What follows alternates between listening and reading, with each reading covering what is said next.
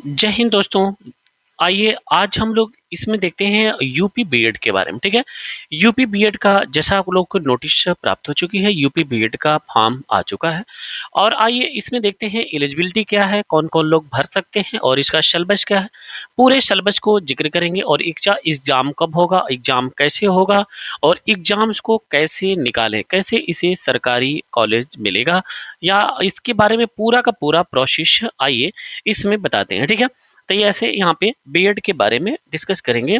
तो यहाँ पे देखते हैं जैसा कि ये बीएड का पेपर कौन कराएगा। तो ये यहाँ पे बुंदेलखंड विश्वविद्यालय झांसी के द्वारा यह पेपर पिछले कई वर्षों से यही करा रहा है। ठीक है। और एक चीज इसमें ध्यान दीजिएगा, प्रवेश परीक्षा का प्रारूप इसमें दिया गया है। यहाँ पे प्रवेश परीक्षा के प्रारूप के बारे में। ठीक है। तो प्रवेश परीक्षा के प्रारूप इसमें ऑब्जेक्टिव टाइप से होगा। ठीक है। क्या है? ऑब्जेक्टिव टाइप से ये पेपर होगा। ठीक है। यानी कि पूर्व के वर्षों की भांति यही पे रहेगा।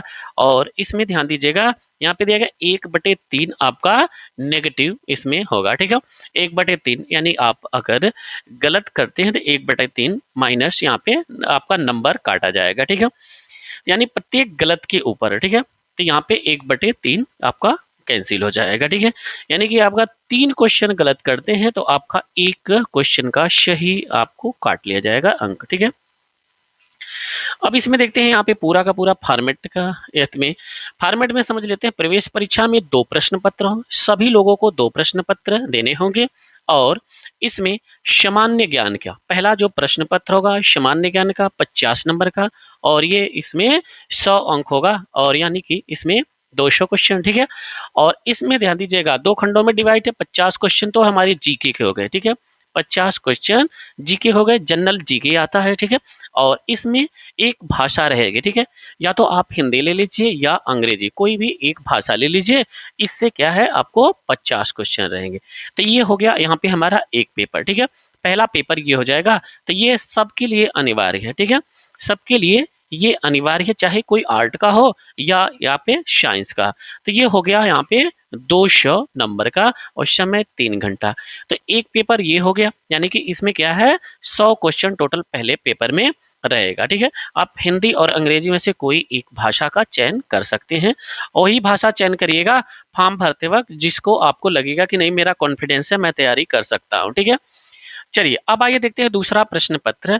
दूसरा प्रश्न पत्र में ध्यान दीजिएगा, ये है दूसरा प्रश्न पत्र। इसमें आएगा सामान्य अभिरुचि परीक्षण, यानी कि जनरल एप्टीट्यूड टेस्ट। ठीक है।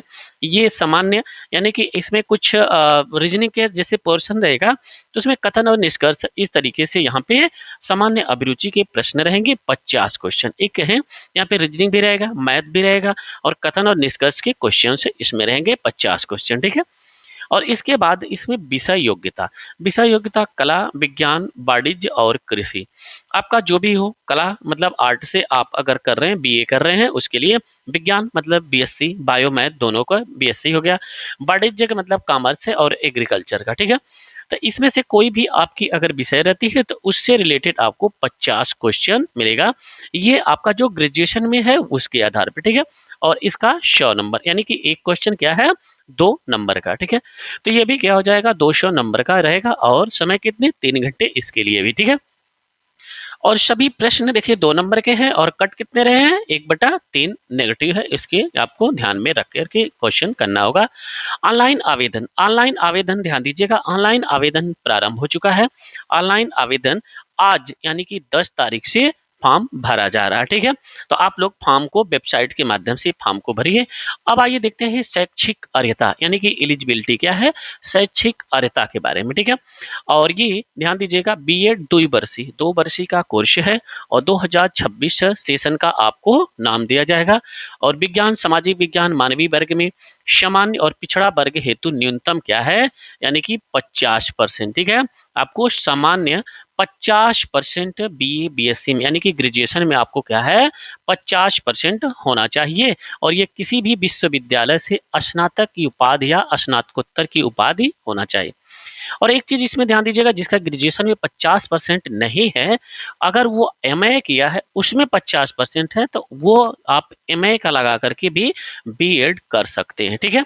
और इसके बाद ध्यान दीजिएगा, अगर बी या बीटेक अभियांत्रिकी यानी कि ये टेक्नोलॉजी वालों के लिए, अगर गणित विज्ञान में विशेषज्ञता वाले छात्रों के लिए न्यूनतम यहाँ पे क्या है 55% होना चाहिए। ठीक है, यह क्या है न्यूनतम 55%, अथवा यहाँ पे ध्यान दीजिएगा उपरोक्त कोई भी समतुल्य अन्य अर्हता वाले अभ्यर्थी इस प्रवेश परीक्षा में सम्मिलित हैं। यानी कि उनको अगर ग्रेजुएशन की डिग्री है तो वो आप ग्रेजुएशन की डिग्री के बराबर, जैसे बीटेक भी क्या है वो ग्रेजुएशन की डिग्री के बराबर होता है, तो वो लोग भी बीटेक का यहाँ पे बीएड का फॉर्म भर सकते हैं। ठीक है, अब इसमें देखते हैं अनुसूचित जाति और अनुसूचित जनजाति के अभ्यर्थी गतिविधि द्वारा स्थापित किसी विद्यालय से स्नातक या स्नातकोत्तर यानी कि ग्रेजुएशन और पीजी दोनों की बात कर रहा है, गणित एवं विज्ञान में विशेषज्ञता के साथ बीई एवं बीटेक में स्नातक उपाधि उपरोक्त समतुल्य कोई अर्हता वाले अभ्यर्थी को प्रवेश परीक्षा में सम्मिलित होने हेतु अर्ह दिया जाएगा।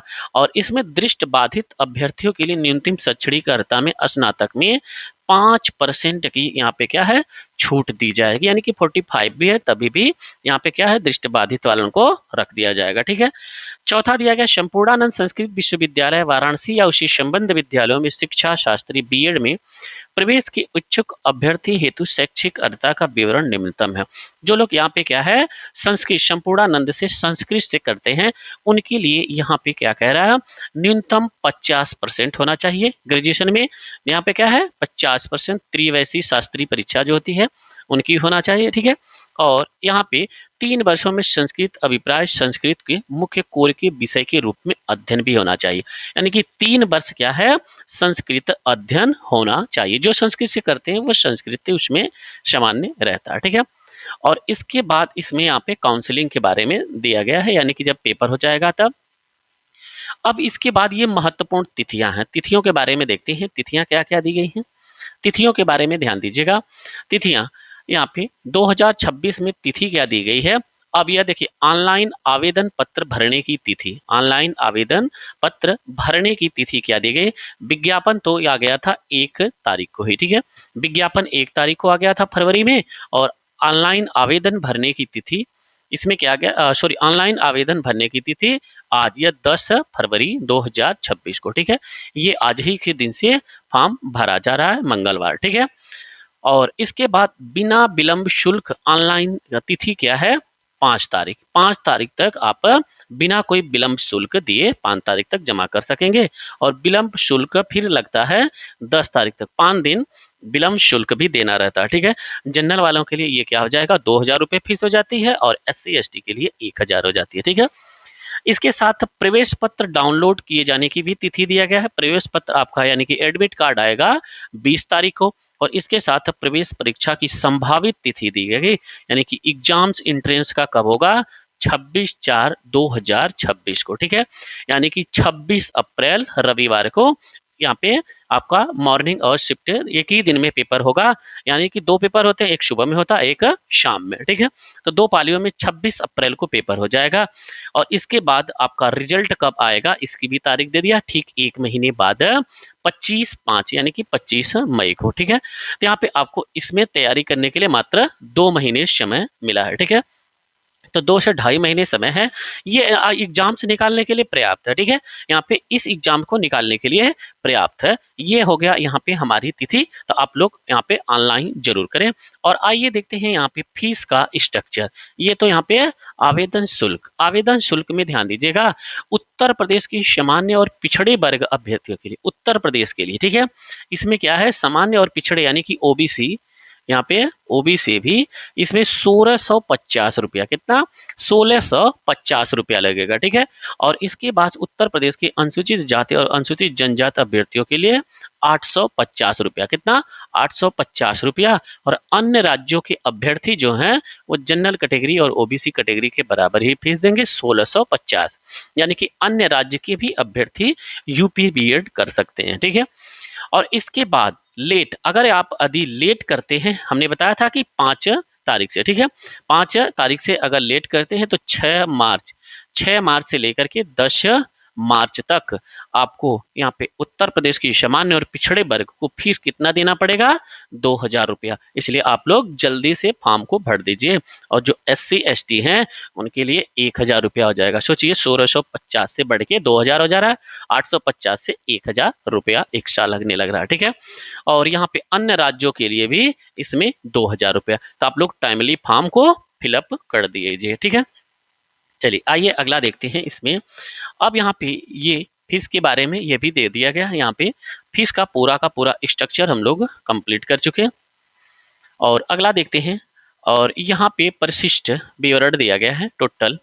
और एक चीज ध्यान दीजिएगा, इसमें किसको छूट मिलेगी, भारांक। यहाँ पे भारांक मिलता है किनको, जैसे राष्ट्रीय या राज्य अंतर विश्वविद्यालय खेल प्रतियोगिता में भाग लेने वाले अभ्यर्थी को, जो खेल में भाग लेने हैं, अगर प्रथम स्थान उसमें आए हैं तो आपको 15 अंक मिलेगा, ठीक है।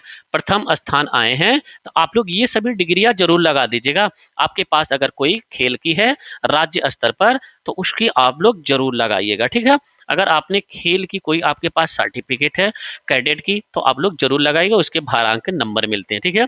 पहले स्थान पे है तो 15 नंबर, अगर दूसरे स्थान पे हैं तो 10 नंबर, और तीसरे स्थान पे है तो आपको 5 अंक मिलेंगे, ठीक है।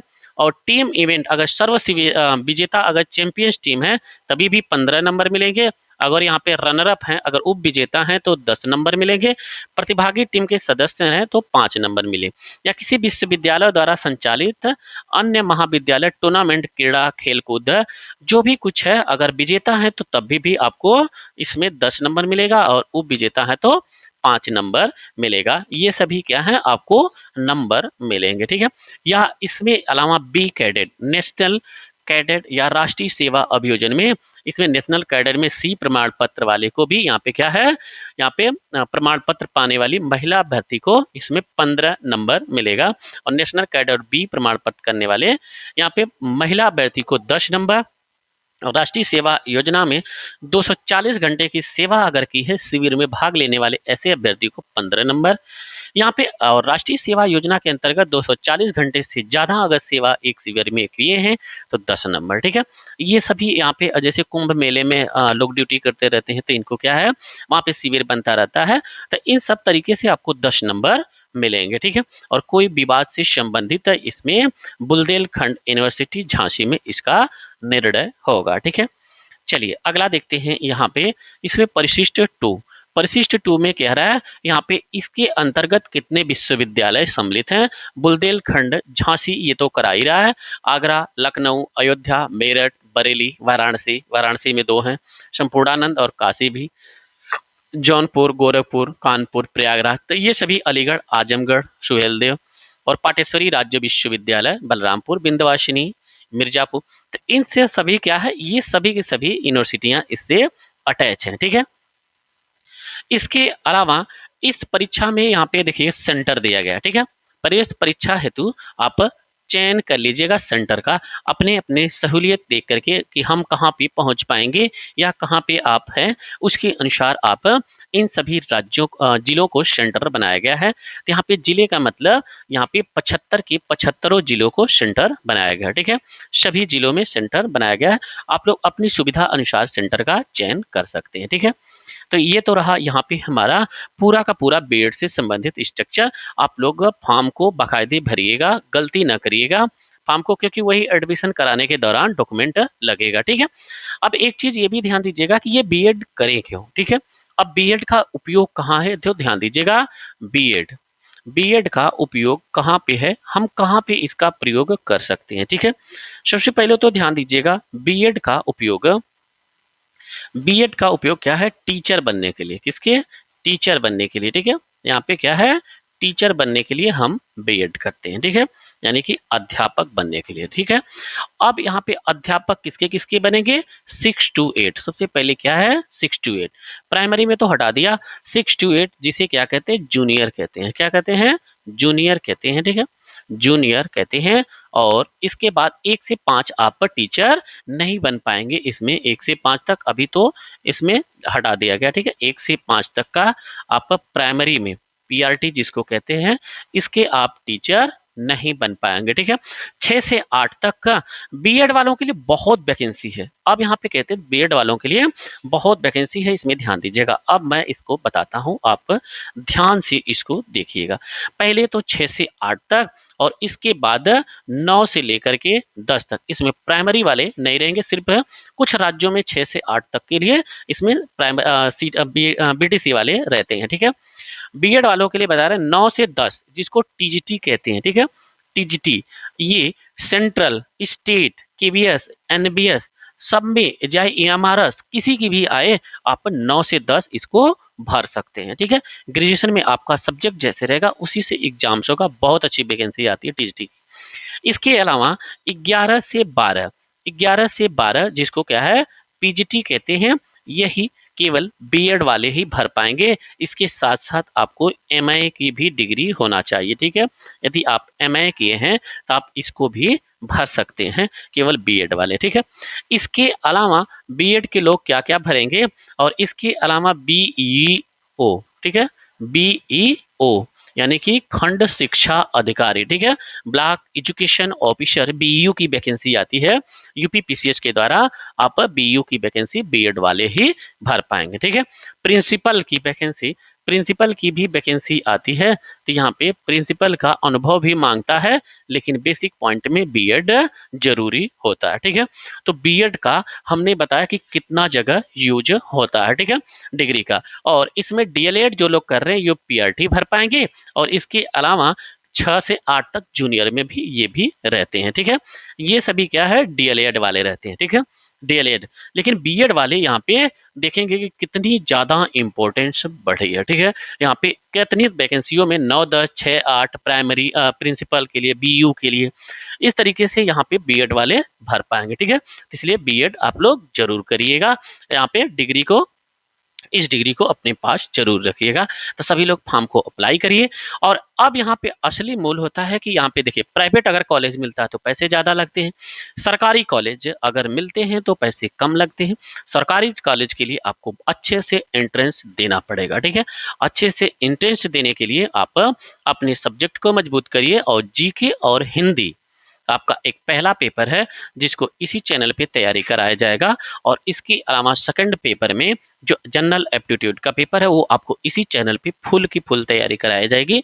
आपको 50-50 जो क्वेश्चन आ रहे हैं हर टॉपिक से, आपको पूरा का पूरा मिलेगा। और जीके का जो क्वेश्चन आ रहा है बीएड के लिए, वो आपको हम यहीं पे खुद कराएंगे जीके के। और हमारे दूसरे चैनल पे भी आपको GS with G sir, GK का ही वो चैनल है, उस पर आपको पर्याप्त यहाँ पे जीके के वीडियो मिल जाएंगे, ठीक है। और ये यहाँ पे हमने एजुकेशनल चैनल बनाया है, एजुकेशन की पूरी वीडियो यहाँ पे रहेगी, और हमने कई बार इसमें सिलेक्शन भी दिया है, ठीक है। तो चलिए आज के लिए इतना ही। वीडियो देखने के लिए धन्यवाद। आप लोगों को कोई भी अगर परेशानी आती है फॉर्म को फिलअप करने में, तो आप लोग कमेंट बॉक्स में कमेंट जरूर करिएगा, जिससे मैं आपकी हेल्प कर पाऊँ, ठीक है। आज के लिए इतना ही। वीडियो देखने के लिए धन्यवाद।